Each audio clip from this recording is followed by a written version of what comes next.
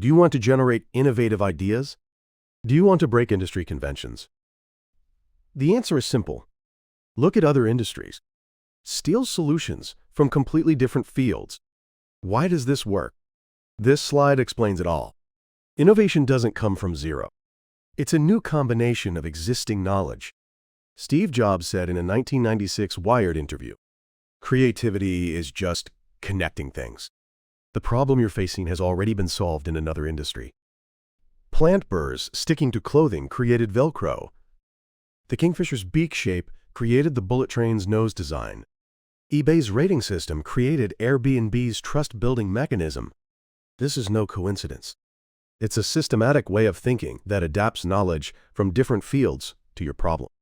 This is analogical thinking, and this is achievable. Define the problem in your industry. Find similar problems in completely different industries. This is where your innovation begins. Today I'll show you the scientific evidence. What is analogical thinking? It's a thinking method that recognizes structural similarities in problems across different fields and transfers solutions, not superficial differences. The ability to see deep structural patterns. For example, think like this. Our inventory management problem has the same structure as blood circulation, delivering the right amount to the right place at the right time. How does the medical industry solve this? Cognitive science research, including Dedra Gentner's structure mapping theory, shows that training in analogical thinking significantly enhances creative problem-solving quality. This is evidence that the brain has built new thinking circuits. What matters is not superficial similarity, structural similarity. Plant burrs and clothing look completely different, but the structure of adhesion through microscopic hooks is the same. The ability to recognize this structural similarity is the core of analogical thinking. Let's look at 3 innovative, real-world examples. First, Velcro. Swiss engineer Georges de Mistral noticed in 1941, after returning from a dog walk, that plant burrs were stuck all over his clothes. Under a microscope, he saw microscopic hooks catching onto fibers. Applying this structure to clothing, fasteners created Velcro. The hook and loop fastener market is now worth billions of dollars annually. Second, the bullet train's noise reduction design.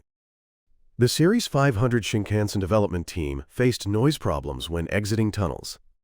The solution? The kingfisher. When a kingfisher dives into water, it creates almost no splash. Applying its beak shape to the train's nose reduced air resistance by about 30%, cut power consumption by about 15%, and successfully kept noise levels below the environmental standard of 75 decibels. They also applied owl feather structure to the pantograph to reduce wind noise. Third, Airbnb. Founders Brian Chesky and Joe Gebbia came up with the idea of renting out air mattresses to pay rent in 2007. What they referenced was the, quote, trust rating system for others, established by eBay and similar platforms.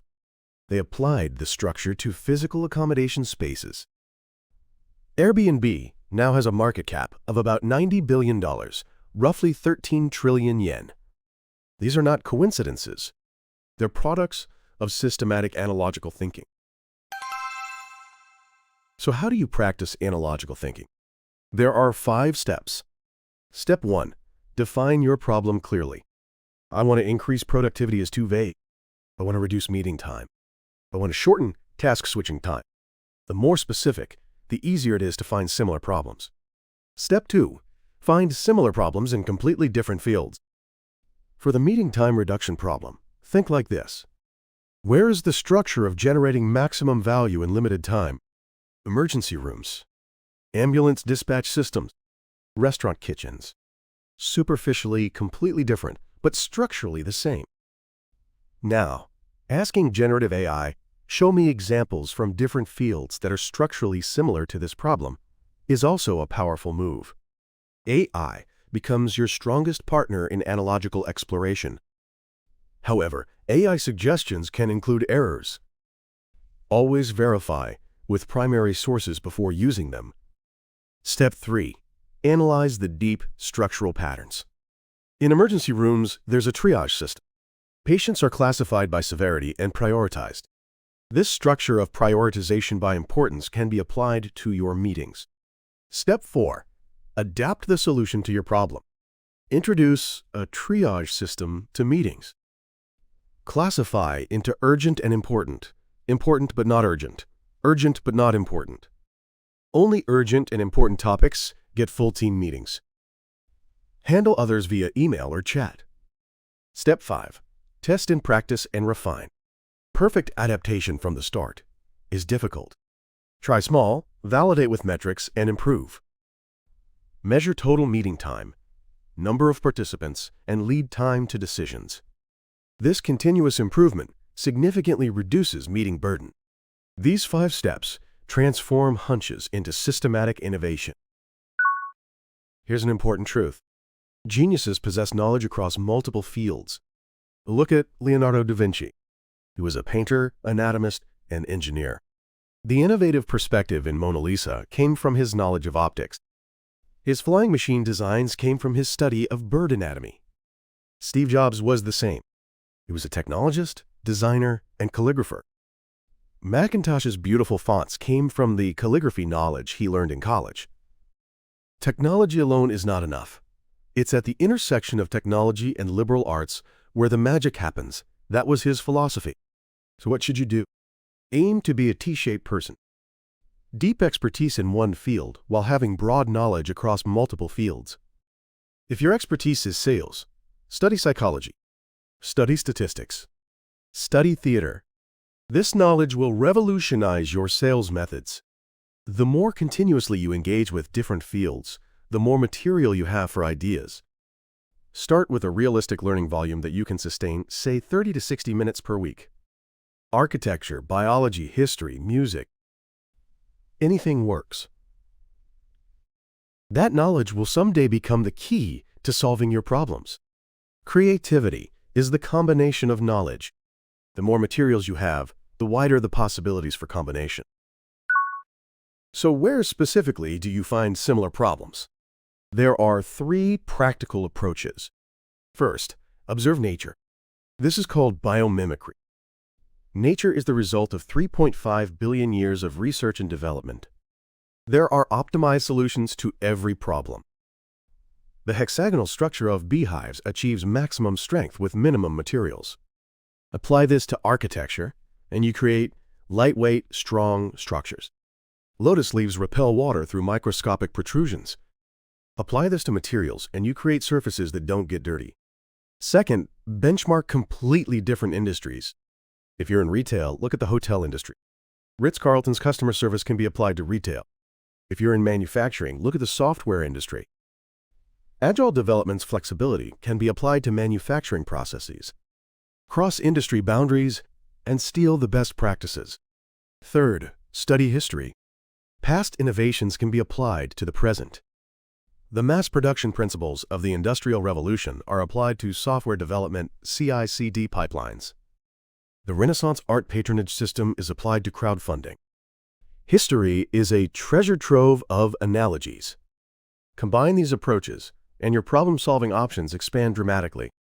Now, let me organize the key points. Your innovation action plan. First, practice the 5 steps of analogical thinking. Define your problem clearly. Find similar problems in completely different fields. Asking generative AI about structural similarities is effective, but always verify with primary sources. Analyze the deep structural patterns. Adapt the solution to your problem. Test and practice, measure metrics, and refine. These 5 steps transform hunches into systematic innovation. Second, start continuous cross-disciplinary learning. Engage with knowledge outside your expertise. Architecture, biology, history, music. Start with a realistic learning volume you can sustain. 30 to 60 minutes per week is fine. This accumulation of knowledge becomes the material for your creativity. Validate the effects through self-assessment and outputs. Third, find similar problems using 3 approaches. Observe nature. Use biomimicry. Benchmark different industries. Steal the best practices. Study history. Adapt past innovations to the present. These three approaches dramatically expand your problem-solving options. And now, ask yourself this. What is the biggest problem you're facing right now? In which industry can you find problems structurally similar to yours? Share your strategy in the comments. Your discoveries, your practices, your innovations, all of it becomes the wisdom of this community. Thanks for watching to the end today. This channel provides concrete systems for innovation. Not theory but practice, not intuition but science, maximizing your creativity. Subscribe to the channel and let's learn revolutionary thinking methods together next time. Turn on notifications, and every time a new video is released, your problem-solving ability will level up. See you in the next one.